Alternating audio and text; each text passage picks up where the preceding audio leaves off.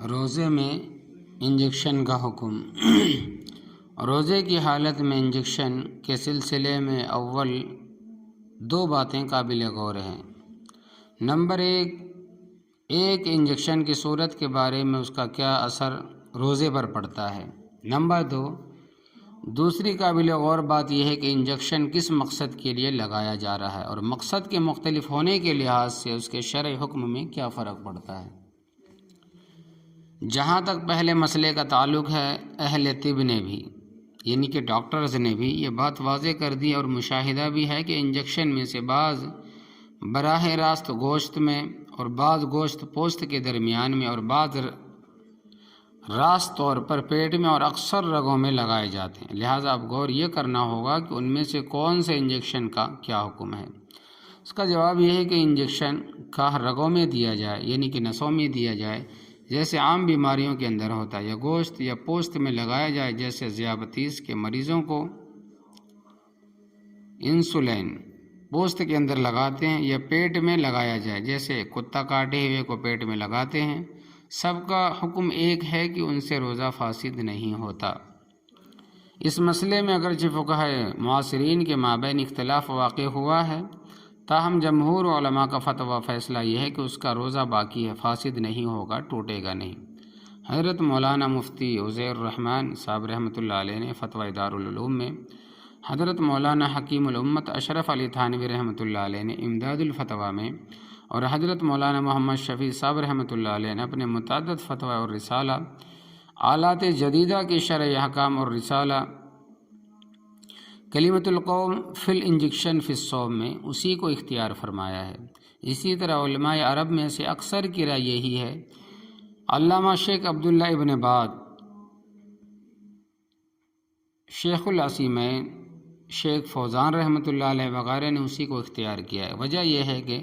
فقہا کے کلام سے مفہوم ہوتا ہے کہ روزہ اس وقت ٹوٹتا ہے جب صورتاً یا معنی افطار پایا جائے۔ صورتاً افطار یہ ہے کہ منہ سے کوئی چیز نکل کر جوف معدہ میں پہنچائی جائے، یعنی پیٹ کے اندر جو فائدے کے لیے پہنچائی جائے، اور معنی افطاریہ یہ ہے کہ جوف میں ایسی چیز پہنچائی جائے جس میں بدن کے لیے فائدہ اور نفع ہو، خواہ وہ غذا ہو یا دوا ہو۔ پھر جوف تک پہنچانے کی شرط یہ ہے کہ منفذ اصلی کے ذریعے پہنچائی جائے۔ جب یہ باتیں پائی جائے تو روزہ فاسد ہوگا، ورنہ روزہ باقی رہے گا۔ یہ تفصیل کتب فقہ میں موجود ہے۔ خلاصہ یہ ہے کہ حضرات فقہا کے مطابق روزہ اس وقت فاسد ہوتا ہے جب کہ روزے کو توڑنے والی چیز جوف معدہ یا جوف دماغ میں پہنچے یا پہنچائی جائے، اور یہ پہنچانا یا پہنچنا بھی منفذ اصلی کے ذریعے ہو۔ جب یہ دو باتیں پائی جائے تو روزہ فاسد ہوگا، ورنہ نہیں۔ یعنی اگر روزے کو توڑنے والی چیز جوف معدہ یا جوف دماغ میں نہیں گئی یا گئی مگر منفذ اصلی کے ذریعے نہیں گئی تو اس سے روزہ فاسد نہیں ہوگا۔ اس اصول پر غور کرے کہ انجیکشن میں صورت افطاریہ تو نہیں پائی جاتی،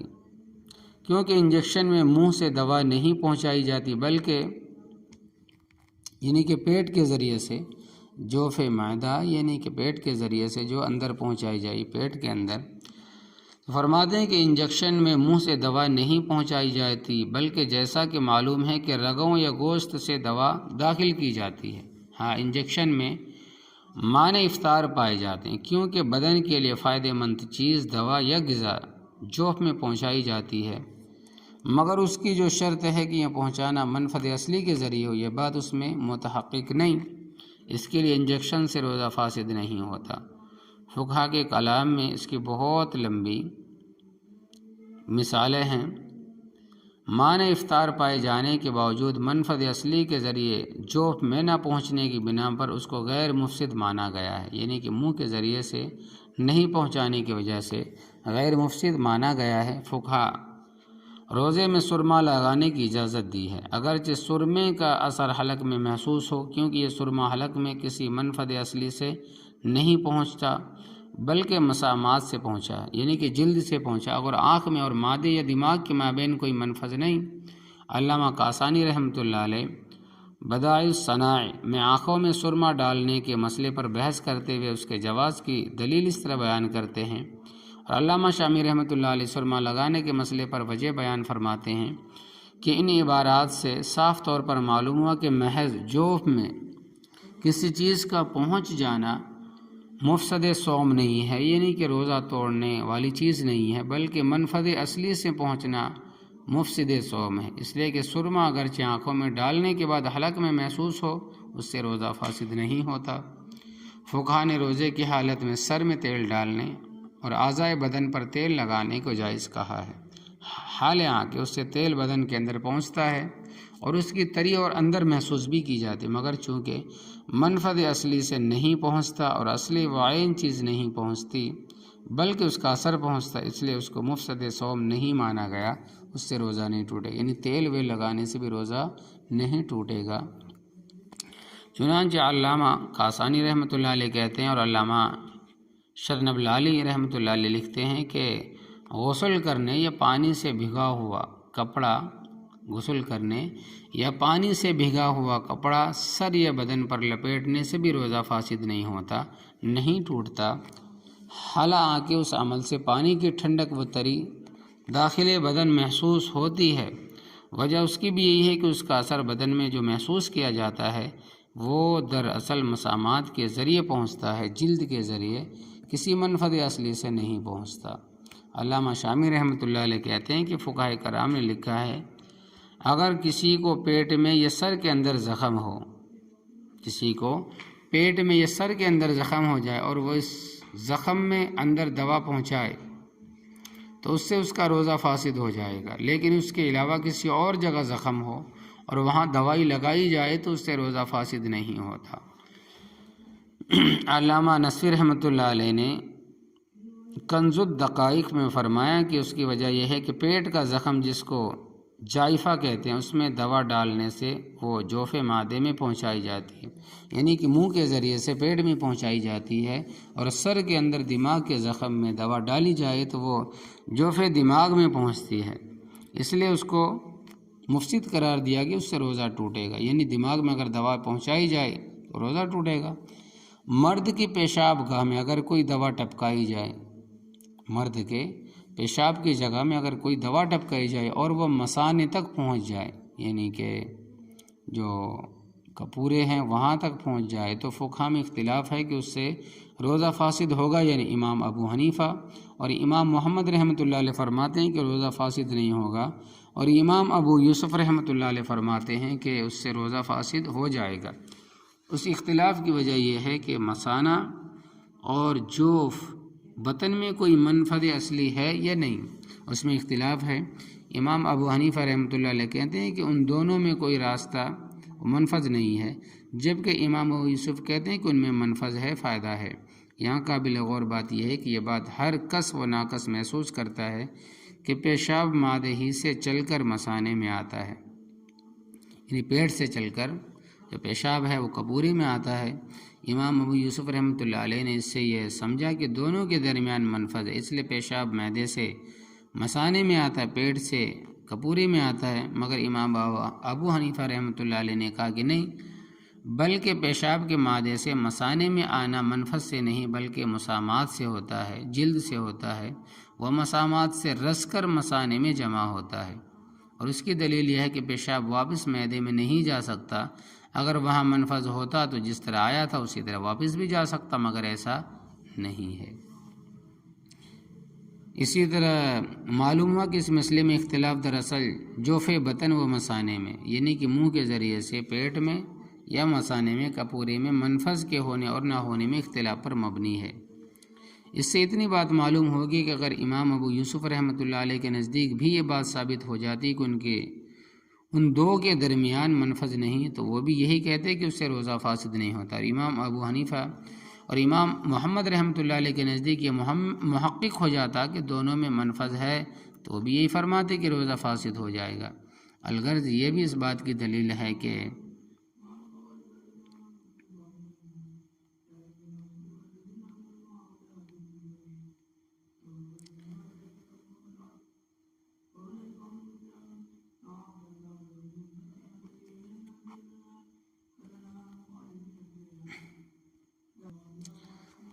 الغرض یہ بات بھی اس بات کی دلیل ہے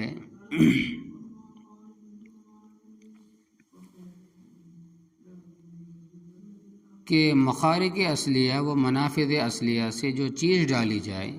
اور وہ جوف معدہ یا جوف دماغ میں پہنچائی جائے،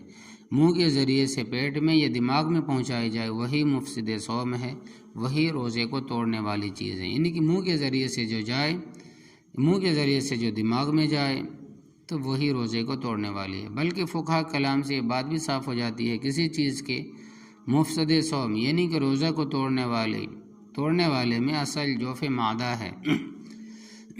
اگر اس میں کوئی چیز پہنچ جائے تو روزہ فاسد ہوگا، اور جوف دماغ میں پہنچنے کو اس لیے مفسد صوم مانا گیا کہ جوف معدہ اور جوف دماغ کے مابین بھی منفذ اصلی موجود ہے، لہٰذا جو چیز دماغ میں پہنچے گی وہ اس منفذ کے ذریعے معدے میں بھی پہنچے گی۔ اسی طرح ان سب سے یہ بات واضح طور پر معلوم ہوتی ہے کہ محض کسی چیز کے بدن میں پہنچنے یا پہنچانے سے روزہ فاسد نہیں ہوتا، بلکہ اس وقت تک فاسد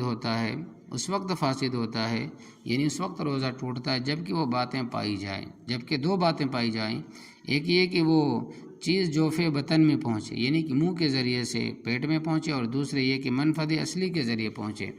اس سلسلے میں بدائع ثانیہ میں علامہ کاسانی رحمۃ اللہ علیہ کی عبارت بالکل صاف واضح وہ فرماتے ہیں کہ جب یہ معلوم ہو گئی بات تو اب یہ دیکھنا ہے کہ عام طور پر جو انجیکشن لگائے جاتے ہیں وہ رگوں میں دیے جاتے ہیں، نسوں میں دیے جاتے ہیں، اور یہ رگیں نہ تو جوف ہیں اور نہ منفذ اصلی۔ اسی طرح گوشت میں یا گوشت پوست کے درمیان جو انجیکشن لگائے جاتے ہیں وہ بھی منفذ اصلیہ میں نہیں ہے، لہذا مسئلہ صاف ہو گیا کہ انجیکشن سے روزہ فاسد نہیں ہوتا۔ اس کے بعد آئیے انجیکشن کے